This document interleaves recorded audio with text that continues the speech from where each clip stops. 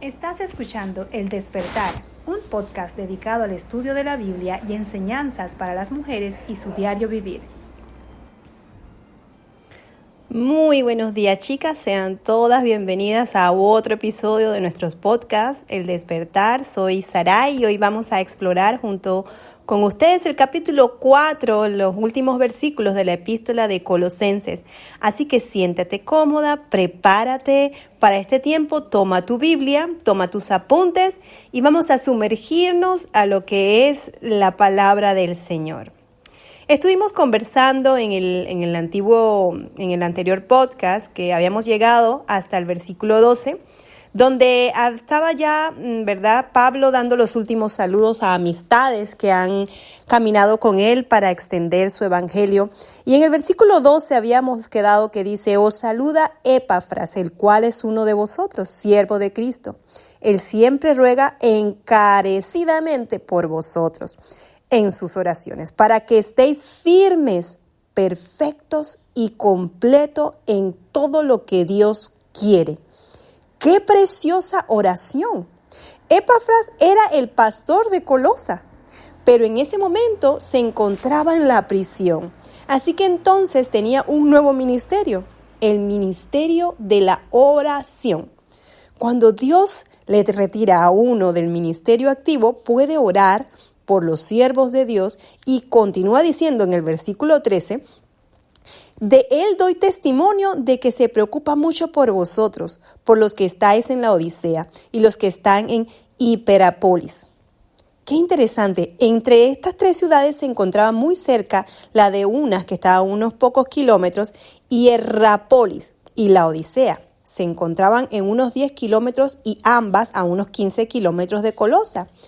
Y por último, el versículo 14 nos dice: y os saluda Lucas, el médico amado, y demás. Como saben, Lucas era uno de los que estaba allí con Pablo en la cárcel, escuchando todo, ¿no?, lo que éste decía.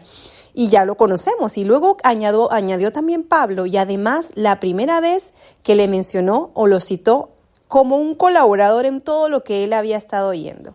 Aquí simplemente lo llama por su nombre. Esto podría indicar que Pablo no estaba realmente muy seguro de él en ese momento. Y más adelante, pues, lo veremos. Pero algo muy interesante. Muchas veces cuando nosotras pasamos por situaciones difíciles y no podemos ir a la iglesia o no podemos estar en ciertos ministerios, no hay un ministerio más precioso, chicas, que el ministerio de la oración. Aunque tú no lo puedas creer, aunque no te veas activa de repente haciendo un montón de cosas, cuando tú estás en casa y decides interceder tanto por las personas que tienes a tu alrededor, como tanto por el pastor o por todos los ministerios, o el Espíritu también te va guiando a orar por incluso personas que no conoces. Y tú dirás: ¿cómo voy a hacer eso? Pues bien, cuando tú estás en tus tiempos de oración y empiezas a orar por aquellas personas que están en el campo misionero, aquellos que están dando su vida en trabajo, incluso físicamente perdiendo su vida, porque hay personas que están llevando el evangelio a los lugares más recónditos que tú ni siquiera sabes y necesitan de esas fuerzas en la oración. Tal vez tú no los conoces, pero tú puedes orar. Dirigida obviamente por el Espíritu Santo. Señor, yo oro en este momento por aquellas personas que están compartiendo de ti, aquellas personas que en estos momentos son tus pies, tu boca, tus manos. Dale fuerza, sé su proveedor, guíales, guárdales. No permitas que su fe mengue. Tú puedes orar. Este ministerio de la oración es un ministerio poderoso. Hace unos años hice un libro que se llama Cuarto de Guerra, que es basado en la película de Cuarto de Guerra, que era las estrategias para la oración. Y ellos comparaban la oración con un tanque de guerra. En los años en que se iniciaba lo que eran las guerras, usualmente la gente estaba en trincheras y tenían que cavar trincheras para poder ir avanzando en el terreno. Esto dificultaba muchísimo realmente todo lo que era el combate cuerpo a cuerpo.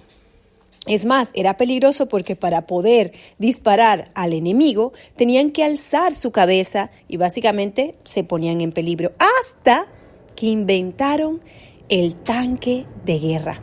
con el tanque de guerra ya en el territorio, podían avanzar y derrotar a muchos de los enemigos. Pues, ¿qué tal si te digo que la oración es nuestro tanque de guerra? Con él podemos avanzar y podemos realmente llevar nuestras fuerzas en Cristo a otras personas que ni siquiera vemos y poder derrotar al enemigo. Cuando tú oras, se mueve un plano espiritual que tú tal vez no ves, pero se mueve un montón de cosas en el ambiente que harán de ti una guerrera, que te va a dar fuerzas para avanzar. Así que yo te animo que si tú estás pasando por situaciones difíciles, entra en oración. Esto te hará que tú estés firme, perfecta y completa donde Dios quiere que tú estés. Es un ministerio precioso, un ministerio activo, donde tú puedes llegar a alcanzar lugares donde tú no imaginas. Ora para que el evangelio de Dios se extienda. Ora para que Dios levante a otras personas que vayan al campo y compartan del evangelio. Ora para que el Señor te utilice a ti, guiada por su Espíritu Santo, a poder orar en la dirección que Él desea. Cuando tú buscas primeramente el reino de Dios y su justicia, Él te va a guiar incluso a que tú ores por las cosas que Él quiere para ti. Qué precioso, ¿verdad? ¿Cómo puedes fortalecerte tú? Pues en oración. Fortalécete en oración. Fortalece para que el Señor te use. Es precioso ver cómo el Señor nos utiliza a través de la oración.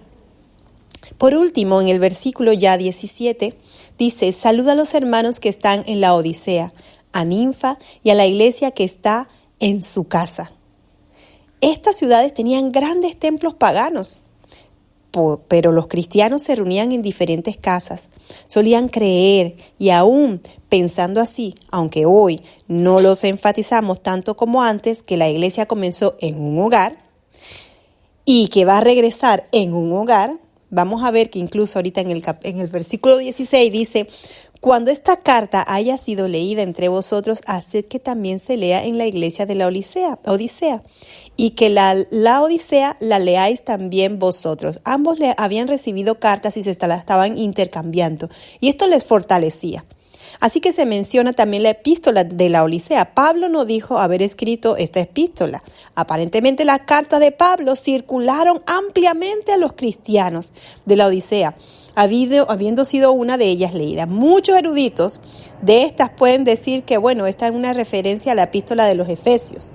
Y Pablo les estaba diciendo a los colosenses que leyeran también esa epístola y que compartieran la de ellos a la gente de la Odisea. Parece un trabalengua. Y en el versículo 17, por último, dice: decid a Arquipo, mira que cumplas el ministerio que recibiste en el Señor. Aquí tenemos a Arquipo. No sabemos de él más de lo que dice aquí. Él tenía un don y Pablo lo estaba animando a que lo usara. ¿Qué don tienes tú? Todos tenemos un don que el Señor nos ha dado. ¿Lo estás utilizando para el Señor? ¿Qué estás haciendo con los dones que el Señor te ha dado? Mira que cumplas el ministerio que has recibido del Señor. Esa palabra para ti también es. Ahora en el versículo 18 nos dice: esta salutación es de mi propia mano, de Pablo, acordado de mis prisiones. La gracia sea con vosotros. Amén. Pablo acostumbraba a dictar la mayoría de sus cartas, aunque la que fue enviada a los Gálatas, al menos una parte, la escribió él mismo. Y aquí él puso su firma a esta carta que había dictado. Esta fue la segunda vez que Pablo dijo: acordaos de mí en mis prisiones. Yo no me imagino cómo sería en esos tiempos estar en la prisión. Te aseguro que no era nada bonito, no era nada parecida a la cárcel que tienen aquí en España. Él les estaba pidiendo que oraran por él. Y finalmente les dijo: la gracia sea con vosotros. Amén. ¿No ha sido esta carta breve, sublime y práctica? Pablo escribió a una iglesia que él nunca había visitado, pero conocía a muchas personas a quien había guiado al conocimiento del Señor Jesucristo. Aquí, mi querida amiga, concluimos con un estudio, una gran epístola de Colosenses. Dios, mediante su legado que nos ha dejado aquí en la palabra, podemos ver todo lo que estaban pasando y sobre todo podemos ver las palabras que decía el apóstol Pablo: perseverad en la oración, velando en ella con agradecimiento. ¿Cómo estás viviendo tu vida a pesar de las circunstancias difíciles? ¿Estás viviendo agradecida? ¿Estás viviendo centrada en medio de los desafíos diarios? Estos versículos, chicas, nos están instando a mantenernos arraigadas en la verdad de la palabra de Dios. Los tiempos que se avecinan no son nada fáciles. Y si tú no estás arraigada a su palabra, ciertamente te diré que vas a desfallecer y no va a ser nada bueno. Hoy es día de aferrarnos a su palabra, de arraigarnos a la verdad de Dios. Muy bien, chicas, con esto vamos a concluir nuestro recorrido por Colosenses 4. Espero que hayas encontrado inspiración y desafíos en la palabra que Dios nos dejó a través de Pablo. Como siempre, te animo a que estas reflexiones en tu vida las puedas compartir a otras y que lo que has aprendido puedas aplicarlo.